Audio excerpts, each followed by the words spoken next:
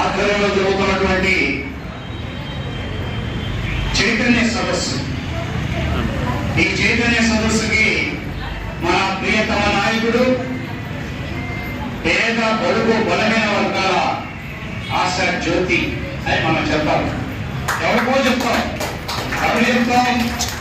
1000 కోట్లు ఉన్నోడు కనబడితే వాడికి చెప్తాం, అబ్బా ఆశా జ్యోతి, వాడు కనపడ ఆశా జ్యోతి. అవునా? ఎప్పుడు వాడి రూపాయి పెట్టరు, ఎప్పుడు మనతో మాట్లాడదు.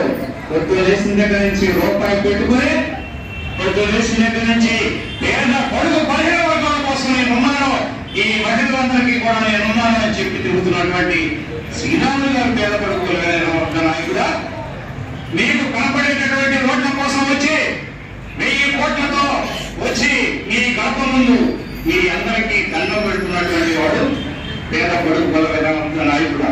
మిమ్మల్ని దోపిడీ చేయడానికి వచ్చే అతన్ని మన నాయకుడుగా మాట్లాడుతా ఉన్నాం. మన సమాజం ఈ రోజు సమాజం ఆ విధంగా ఉంది. కాబట్టి దయచేసి మన పేద బడుగు బలమైన వర్గాల నాయకుడిని మనం ఆదరించుకోవాలా.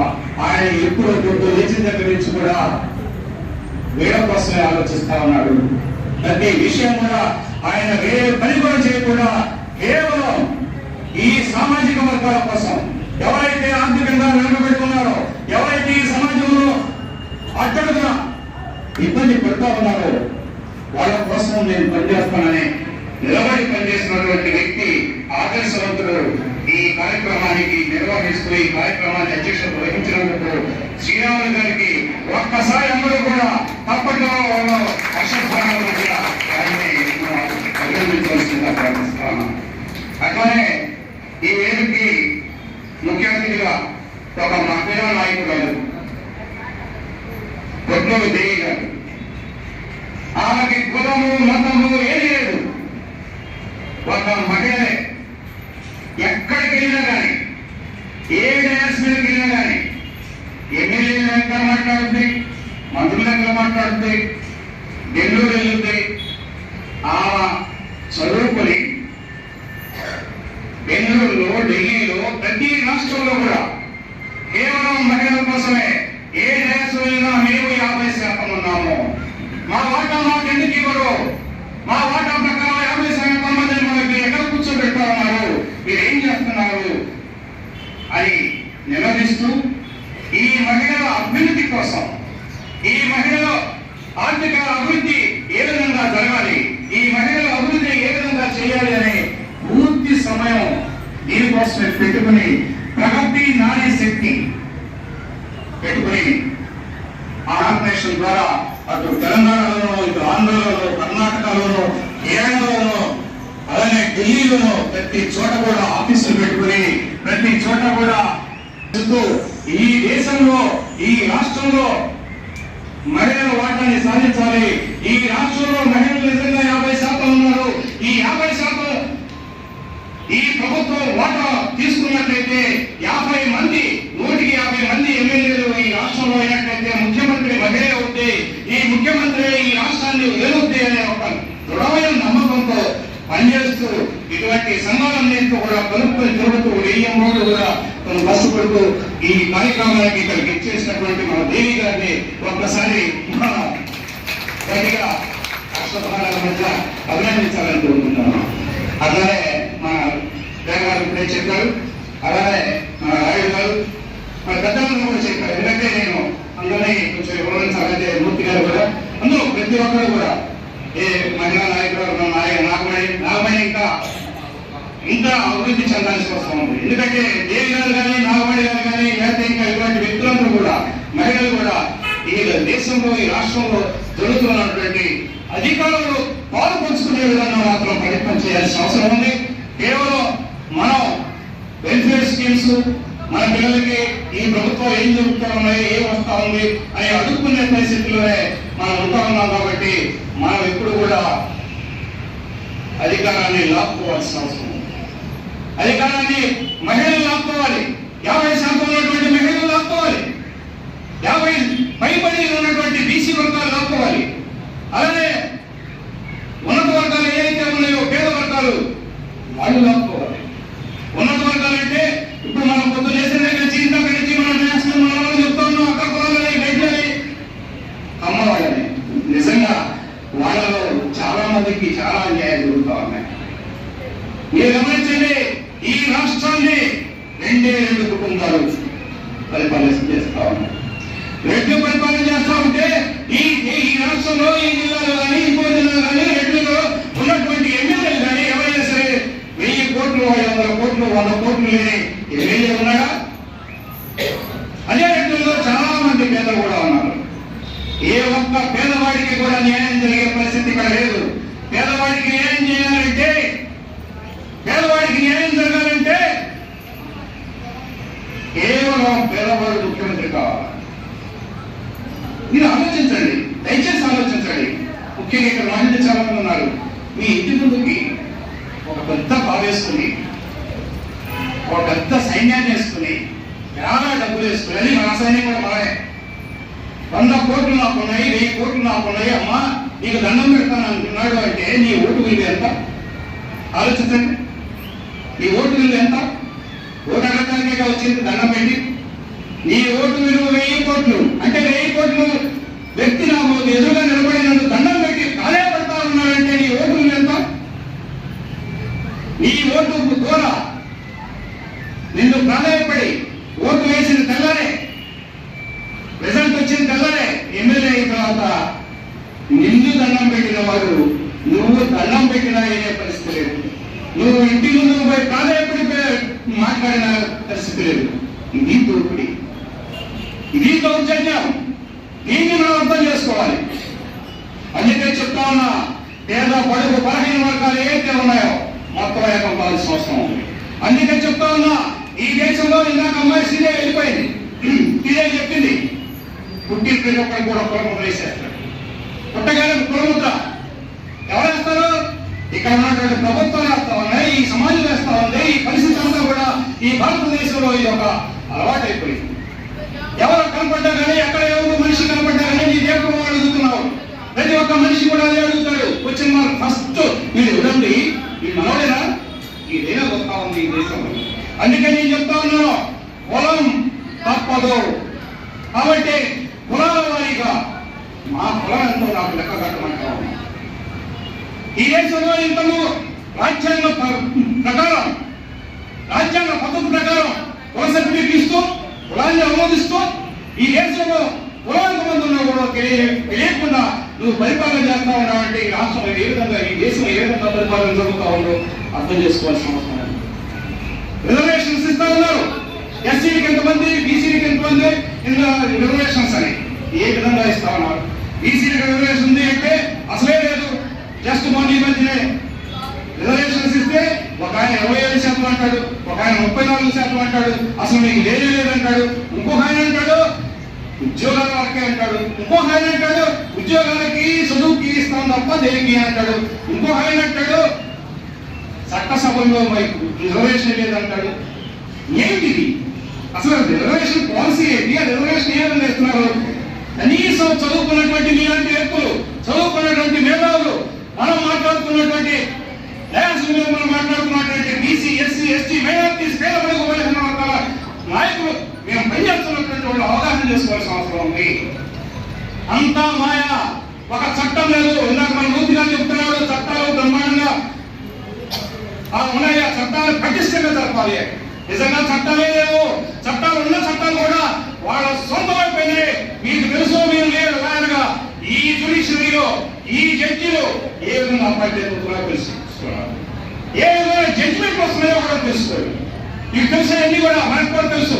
కాబట్టి ఈ వ్యవస్థ మీద మనం పూర్తిగా ప్రతి విషయం కూడా పోరాడాల్సిన అవసరం.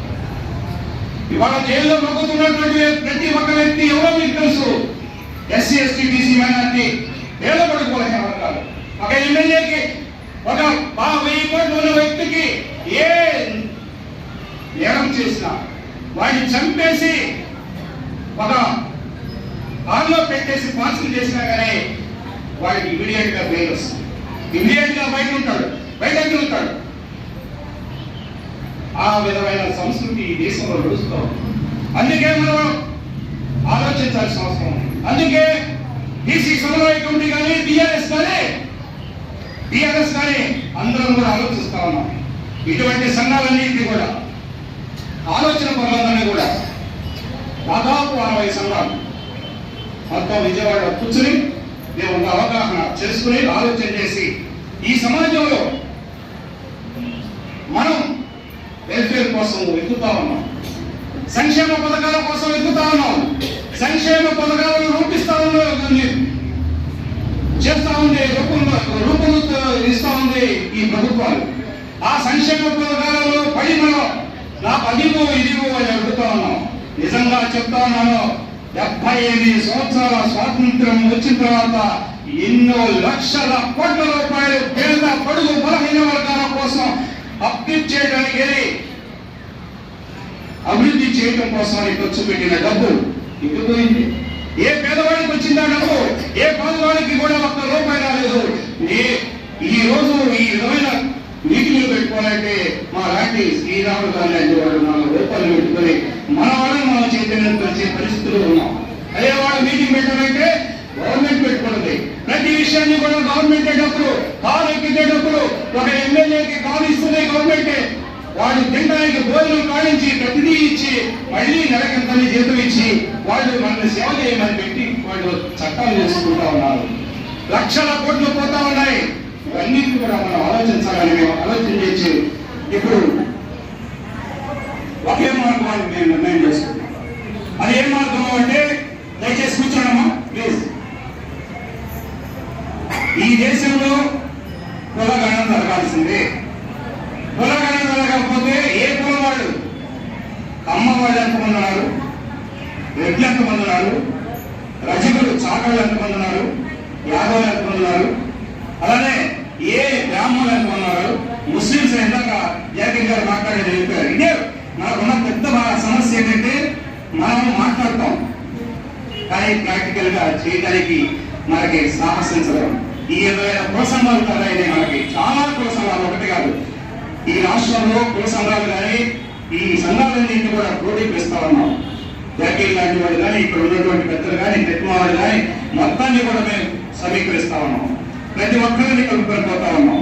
ఈ సమస్య ఒకటే, మనకి కులగణన జరగాల్సిందే. కులగణన జరగకపోతే ఏ కులం వ్యక్తులు ఎంతమంది ఉన్నారో తేల్చకపోతే ఈ ప్రభుత్వాలు చేస్తున్నాయని నాటకము. అందుకే మేము అంటా ఉన్నాం, నీవెంతో మా పంతి, నీవెంతో మా పంతి. నువ్వు రిజర్వేషన్ ఇయ్యక్కర్లా, నువ్వు వాటిలో ఏబిసిడీలు పెట్టాల్సిన అవసరంలా, నువ్వు కూడా ఏం చేయక్కర్లా, నేనెంతో మాకు అందించేసి. నేను 10 మంది ఉంటే 10 వాటా, నువ్వు 10 మంది ఉంటే నువ్వు అక్కడే తీసుకో. ఏ కులానికి ఎంత వాటా అవసరం అంత వాటా నువ్వు సమస్త రంగాలలో, ఎమ్మెల్యేలకని కాదు, చట్టసభలని కాదు, ప్రెసిడెంట్ అని కాదు, రాజకీయాలని కాదు, డబ్బులు కూడా మా వాటా మాకు ఇవ్వండి. ఈ లక్షల కోట్లు, వేల కోట్లు మొత్తం కూడా మీరు దోపిడీ చేస్తా ఉన్నారు.